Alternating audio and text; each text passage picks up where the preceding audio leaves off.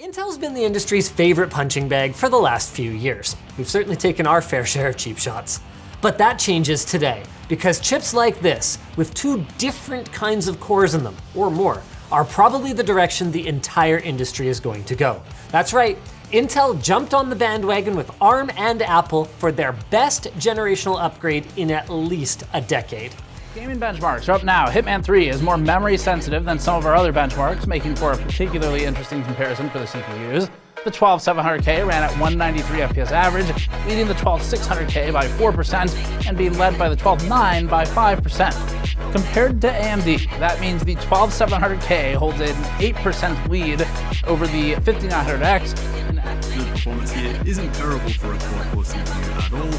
Where it's really impressive though is where it comes to single-threaded performance in Cinebench, where it just beats all of AMD's Ryzen 5000 CPUs. So what does that mean when it comes to gaming performance? Well, it means that in some games the i3 can keep up with the demands of most modern titles unless they're very CPU intensive. Doom Eternal is a great example of that, story-based first-person shooter, not very CPU intensive aside from the high frame rates, and the $130 i3 is able to deliver performance that is indistinguishable versus the $600 i9 12900K. CPU usage is a fair bit higher and the frame rate graph is a bit more variable, but overall it's still a really impressive performance.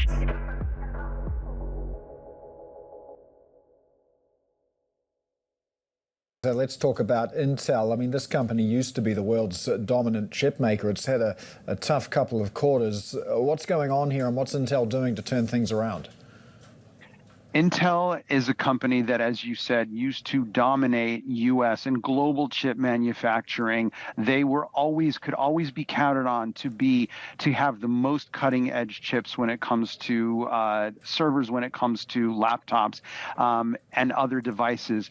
And over the years, they have fallen away from being the leader. Their technology is not advanced. Their capacity for building the world's most advanced chips, they've really ceded that leadership position to the likes of TSMC in Taiwan. And in the area of AI chips, the 800-pound gorilla here is Nvidia, and you've seen Nvidia just run circles around Intel in terms of being thought of as a leader in the chip making space because of its ability to make the accelerators that are used to power the AI revolution. Intel's in free fall. It's collapsing. In the last few months, Intel has been very busy. For a lot of bad reasons. Intel has floated the idea of stopping node advancement without major customers. It has halted construction of fabs that it's received tens of billions of dollars for in worldwide government funding. It's selling off business groups, outsourcing entire departments, and has filed 30 worker adjustment and retraining notifications, aka layoffs, across 5 states to remove 10% of its US workforce, on top of the nearly 20,000 people who were either laid off or voluntarily left last year and preceding the next round of layoffs already publicly planned. So it's not good. It's in what feels like a death spiral. That's not hyperbole here. This is all of these things that we're talking about today are very bad things for Intel. And it ended July of this year by letting its employees and stakeholders know a few things.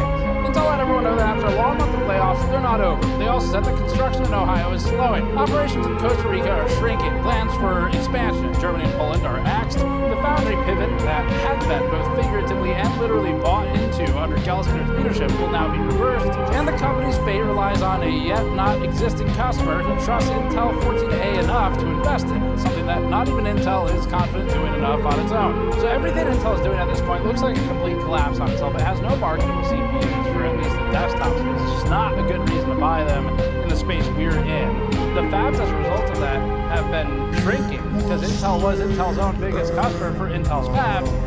And that customer, Intel, no longer needs as many CPUs as it used to. It has partially completed extremely expensive construction sites all around the world, including some that, as far as we know, will continue, like in Arizona, but others where Intel has explicitly stated that they are stopping, pausing, or halting, or intentionally slowing construction. And this is all in addition to Intel selling its own assets, stopping investments, as it has publicly stated, and this might help Intel stop the bleeding. We just wonder what Intel's game plan is when the bleeding is complete. Other low-end RAM sticks may see less of a bump, but users will inevitably find that the more RAM they want, the more it's going to cost. 4 sticks of 16GB DDR5 RAM for the Corsair now sells for an astronomical $688.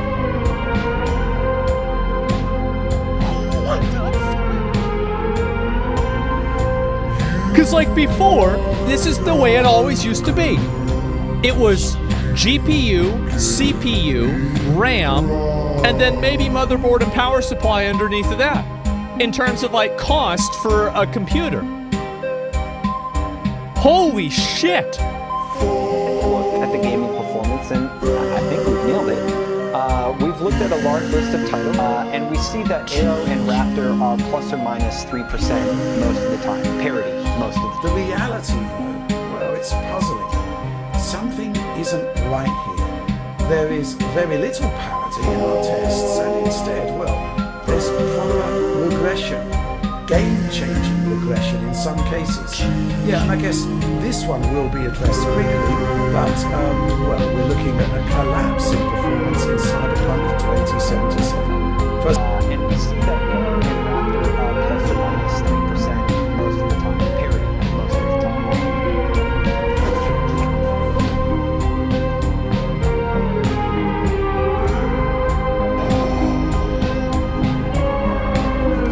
You said they are on par. I lied.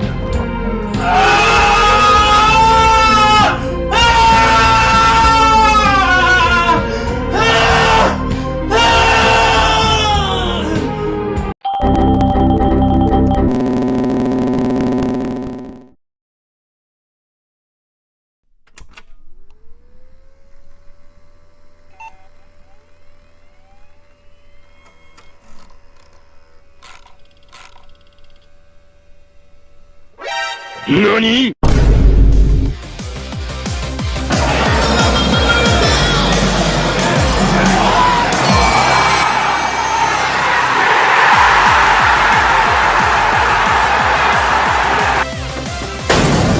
Surprise, motherfucker!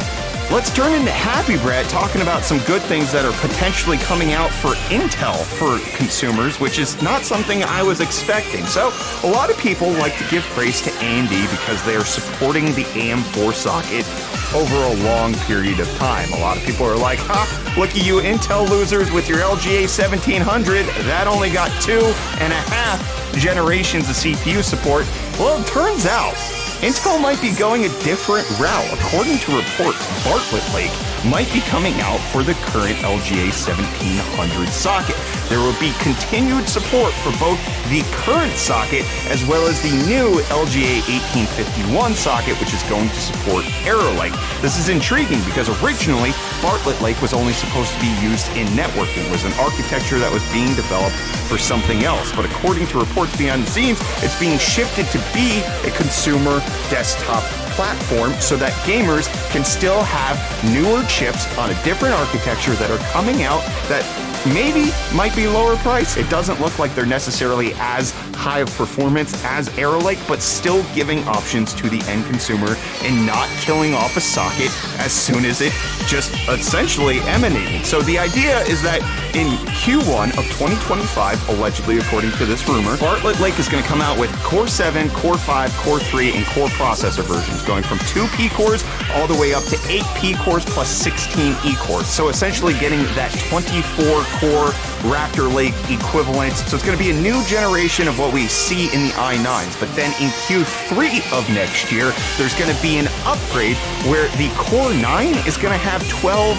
P cores, the Core 7 will have 10 P cores, and the Core 5 will have 8 P cores. And let me remind you that the current product stack for the upcoming Arrow Lake, as well as what's currently out there for Raptor Lake, only gives us 8 P cores. The 24-core 14900K is only 8 P cores. The 24-core Ultra 9285K is only going to be 8 P cores. So this Bartlett Lake chip, allegedly that's going to launch sometime in Q3 next year, is going to give us more P cores. So it's not just like it's a dead socket.